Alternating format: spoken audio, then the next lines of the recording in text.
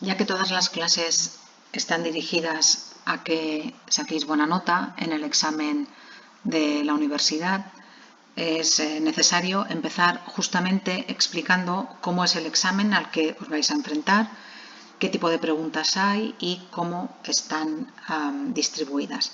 Para eso, veis aquí que tengo dos documentos, ahora os explicaré cuáles son, y los comentarios y los ejemplos son a partir del modelo, en este caso del examen del curso 2024, el examen que se hizo en abril de 2024. Desde el 2023 el coordinador es el mismo, Juan Carlos González, y este profesor ha cambiado ligeramente el modelo de examen cambió ligeramente el modelo de examen respecto a años anteriores, porque de hecho antes de que él pusiera el examen había 50 preguntas. Él ha rehecho o rehizo en su momento el examen, de manera que si vais a buscar en la página de la UIB o en el aula virtual los modelos de años anteriores, de los que os tenéis que fiar son de aquellos modelos a partir del 2023, que son del mismo coordinador. Los de antes son de coordinadores diferentes. También, a partir de diferentes reuniones que hemos mantenido con el coordinador, yo he elaborado esta estructura de la prueba de lengua castellana, que consiste, pues este documento que tenéis aquí a la izquierda, recoge el tipo de preguntas que hay, cuántas preguntas hay de cada tipo y qué es lo que se os puede preguntar en cada uno de los 4 bloques en los que está dividido el examen, tal y como está planteado ahora. Si os fijáis, aquí tenéis 10 preguntas, 10 preguntas, 10 preguntas, 10 preguntas, que hacen un total de 40 preguntas, que son las 40 preguntas tipo test, solamente con 3 opciones, solamente una opción buena y las opciones malas no descuentan, esto ya lo sabéis. Entonces, estas 40 preguntas, ¿cómo están divididas en el examen? ¿Cómo están colocadas? Lo primero que también tenéis que saber es que esas preguntas están ordenadas por apartados del temario. No os vais a encontrar con una pregunta de fonética, luego una pregunta de sintaxis, luego otra pregunta de fonética, sino que están ordenadas en estos 4 bloques, que repito son los 4 bloques del apartado del temario. En primer lugar, las 10 primeras preguntas hacen referencia a los textos y os vais a encontrar aquí preguntas que hacen referencia a las bases textuales de los 2 textos que os vais a encontrar, preguntas de comprensión lectora sobre esos textos, preguntas de léxico también sobre esos 2 textos, de figuras retóricas, es decir, qué recursos estilísticos encontráis en ellos, y también de géneros literarios, también a los que pertenezcan esos 2 textos. Es decir, partiendo siempre, y me voy ahora al modelo de examen, partiendo siempre de 2 textos, uno va a ser literario y el otro va a ser no literario, partiendo de esos 2 textos, va a haber una serie de preguntas que hacen referencia, en primer lugar, bases textuales. Bueno, la base textual, ya lo iremos viendo a qué nos referimos cuando hablamos de base textual, pero en este caso os preguntan si el texto es argumentativo, descriptivo o expositivo, en el primer ejemplo, y en el segundo ejemplo, lo mismo, os preguntan la base textual con otra terminología, en este caso tipología textual, argumentativa, descriptiva o narrativa. Veis que es lo mismo, Por tanto, preguntas de base textual. También puede haber preguntas de comprensión lectora a partir de estos 2 textos que tenéis. Y en concreto, aquí vais a ver que las preguntas de comprensión lectora pueden ser de buscar datos, pueden ser de inferir, es decir, a partir de lo que se dice en el texto tenemos que deducir algo. Por ejemplo, aquí la pregunta 2, Rosalía es una mujer presuntuosa, modesta o generosa, el texto no lo dice. No dice explícitamente si Rosalía es una mujer presuntuosa, modesta o generosa, pero podemos inferir, es decir, podemos deducir a partir de las palabras que en este caso son de Galdós, a partir de esas palabras podemos deducir o inferir ante qué tipo de personaje nos encontramos. Por tanto, ahí ya nos vamos a encontrar con una de estas preguntas que serían de inferir.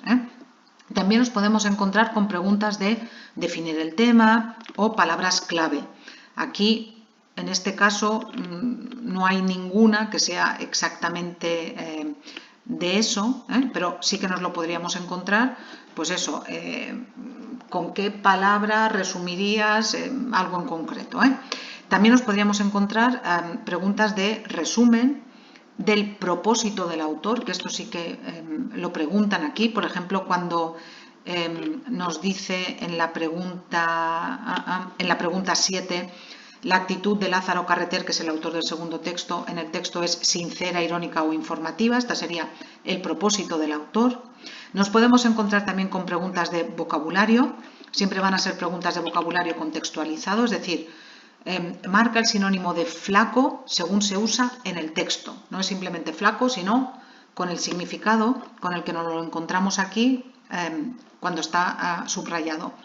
Y después también nos podemos encontrar con preguntas de ideas principales o secundarias, pues por ejemplo, la que tenéis en el texto B, que os dice la idea principal del texto. La pregunta 9 es los medios audiovisuales, tal. Por tanto, preguntas de ideas principales o secundarias.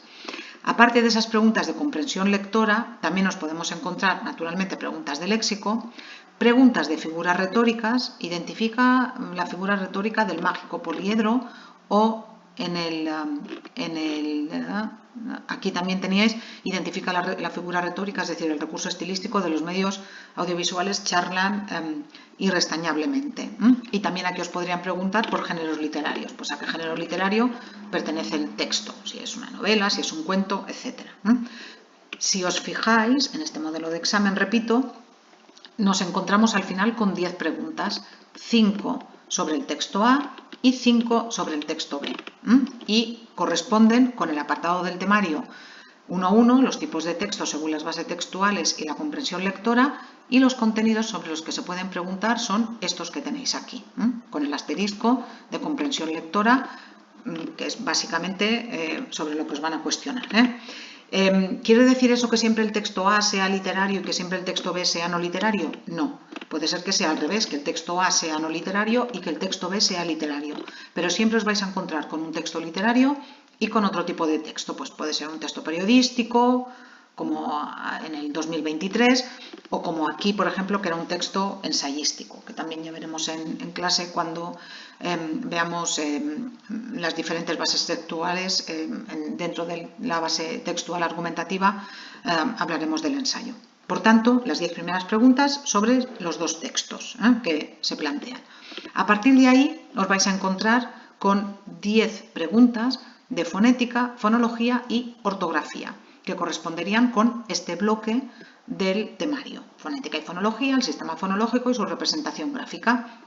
¿Qué os podéis encontrar aquí? Pues os podéis encontrar, por ejemplo, preguntas de sílabas y de hiatos. La 12 sería una pregunta de sílabas y la 13 sería una pregunta de hiatos. Os podríais encontrar también con una pregunta de dígrafos, como aquí en este caso la 15. En el sistema gráfico de español, los dígrafos. Os podríais encontrar también con preguntas de homófonos, que son preguntas que hacen referencia a palabras que suenan igual, pero que se escriben diferentes. Yo creo que este año, en el año 2024, no hubo ninguna pregunta de homófonos, pero en el año 2023, por ejemplo, sí. Aquí también os podéis encontrar con preguntas de signo de puntuación, pues como la 14. ¿Cuál de estas 3 opciones está bien puntuada? En este caso hay solamente una que usa las comas de forma correcta. Os podéis encontrar también con preguntas de tildes diacríticas y después también con preguntas en general de acentuación y naturalmente con preguntas que hagan referencia a los contenidos de fonética y fonología propiamente dichos, pues como la 11, cuáles son los fonemas oclusivos, o como la 18, que hace referencia a un fenómeno que es también un fenómeno fonético, que es el yeísmo. A partir, bueno, veis que también la 20 también es de signos de puntuación, la 19 sería una pregunta que tiene que ver pues con una incorrección, en este caso también de pronunciación, en fin, preguntas que tienen que ver con esto, con la fonética, con la fonología y con la ortografía. A partir de la 20, a partir de la 21 para ser más exactos, de la pregunta 21 a la pregunta 30 os vais a encontrar con cuestiones que hacen referencia a la morfología a los cambios léxicos y otra vez a las figuras retóricas, a los recursos.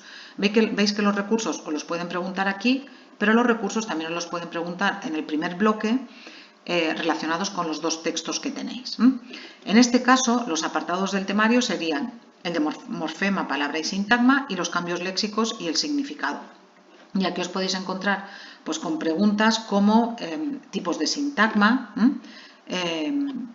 si es un sintagma nominal, si es un sintagma adjetival, etc.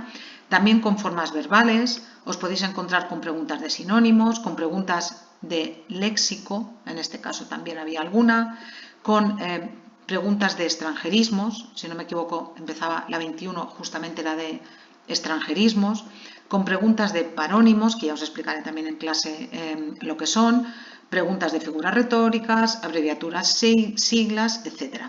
Es decir, nos encontraríamos aquí con preguntas que tienen que ver con la morfología, os pueden preguntar por verbos, adjetivos, aquí mirad, la pregunta 30 hace referencia a verbos regulares y irregulares, la pregunta 29 también hace referencia a tipos de verbos, la pregunta 28 hace referencia a las categorías gramaticales, porque claro, naturalmente, aparte de todo esto, luego están propiamente las preguntas que hacen referencia al título, al epígrafe del temario. Y luego, finalmente, entre la pregunta 31 y la pregunta 40, con lo que os vais a encontrar es con preguntas de sintaxis, pues de la oración y de lo que tiene que ver con los tipos de oraciones y con las funciones de los diferentes sintagmas dentro de la oración. Y aquí hay oración simple y hay oración compuesta. Si os fijáis, por ejemplo, la primera es la pregunta 31 es simplemente de qué tipo de función realiza este sintagma. En la pregunta 32 ya nos encontramos con una subordinada, en la pregunta 33 también en este caso yuxtapuestas, preguntas de modalidad oracional y después también al profesor le gustan especialmente las preguntas de la concordancia, porque él explicó en una de las reuniones que se encuentra con muchos errores de concordancia y que es algo que tendríamos que trabajar en clase. Por tanto, alguna clase también dedicaremos, en algunas clases dedicaremos algún momento a hablar de la concordancia.